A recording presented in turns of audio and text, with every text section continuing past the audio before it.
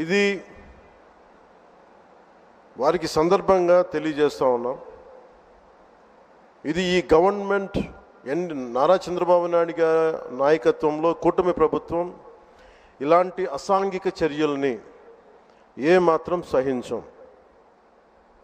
ముఖ్యంగా ఆడపిల్లల భద్రత ఈ రాష్ట్రానికి చాలా కీలకమైంది.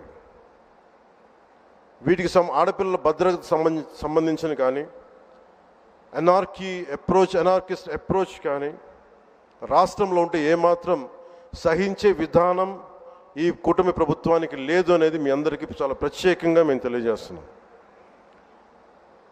వారికి కూడా బెదిరించే వాళ్ళకి ఈ సందర్భంగా ఒకటే తెలియజేస్తున్నాం, గొంతుకులు కోస్తాం, కుత్తుకలు కోస్తాం ఇలాంటి నినాదాలకి భయపడే వాళ్ళం ఎవరూ లేము ఇక్కడ. అలాంటివన్నీ చూసే మిమ్మల్ని మీలాంటి వాళ్ళని ఎదుర్కొని ఇక్కడ దాకా వచ్చాం.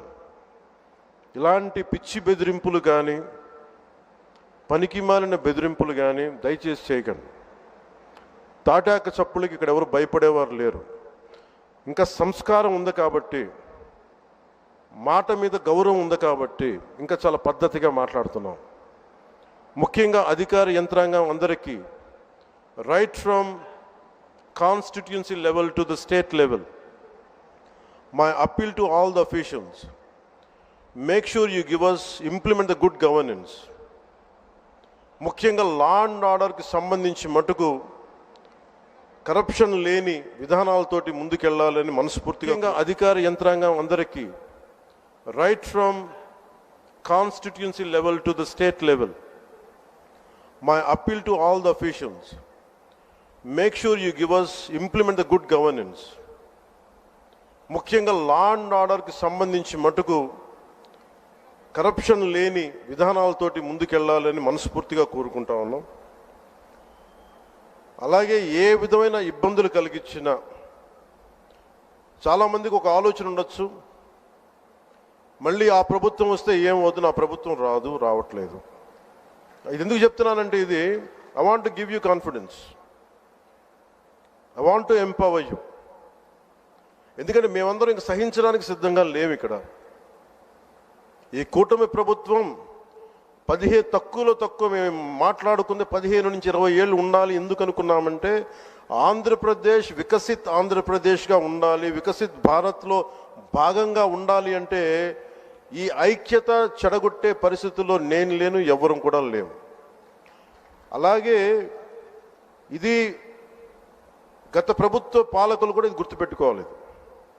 మీరు కనుక ఇలా అలాగే ప్రత్యేకించి రోడ్ల మీదకి వచ్చి బ్యానర్లు పట్టుకొని గొంతుకులు కూసేస్తాం, సినిమాలు చెప్పడానికి చాలా బాగుంటాయి ఇవి. నేను సినిమాల నుంచి వచ్చిన వాడిని, సినిమాలు చెప్పడానికి చాలా బాగుంటాయి. నిజ జీవితంలో అవి నమ్మి మోసపోకండి. కాలు మక్కిలు ఎరకొట్టి కింద కూర్చోబెడతాం. జాగ్రత్త, పిచ్చి వేషాలు వేయకండి ఎవరు కూడా. ఇవి సరదాగా ఉండే విషయాలు కాదు ఇవి. శాంతి భద్రతలను ఏమాత్రం క్షీణిస్తే చిన్నపాటిది కూడా సహించం. మీకు బలంగా తెలియజేస్తాను ప్రజలందరికీ కూడా. పిచ్చి మాటలు మాట్లాడకండి ఎవరు. సరదాగా లేం మేము ఇక్కడ. చాలా దెబ్బలు తిని వచ్చాం ఇక్కడ దాకా, చాలా దెబ్బలు తిని వచ్చాం. 5 స్టార్ హోటల్స్లో ఉన్నా కానీ రక్షణ లేని పరిస్థితిలో ఉండేది. రోడ్ల మీదకి లాక్కొచ్చి మహిళలను కూడా వీళ్ళు జైల్లో పెట్టిన వ్యక్తులు. అవన్నీ తట్టుకొని నిలబడ్డామంటే ఇంకా మేము సంస్కారంగా ఉండాలి. With the constitutional guide lines, with in the frame work of law ఉండాలి. కాబట్టి చాలా పద్ధతిగా మాట్లాడుతున్నాం. అనవసరంగా రెచ్చగొట్టకండి ఇవన్నీ ఇలాంటి మాట్లాడి. నిన్న తమిళనాడు సభలో కూడా చెప్పాను. అదేంటంటే సాధు మిరండాలు కాడుకోళ్ళదంటే, సజ్జనుడి కోపం వస్తే అడవి కూడా ఆపలేదనేది. అలాగే మాది మంచి ప్రభుత్వం. నారా చంద్రబాబు గారి నాయకత్వంలో ఉన్న కూటమి ప్రభుత్వం మంచి ప్రభుత్వం, మెతక ప్రభుత్వం కాదు. ఇది సమర్థవంతమైన ప్రభుత్వం, అభివృద్ధి చేసే ప్రభుత్వం, కానీ మెతక ప్రభుత్వం కాదు. ఇది పిచ్చి వేషాలు వేసే తొక్కి నారా తీస్తాం, గుర్తుపెట్టుకోండి. ఇది సంస్కారం ఇది సభకి కరెక్ట్ కాకపోయినా చెప్తున్నాను ఇది.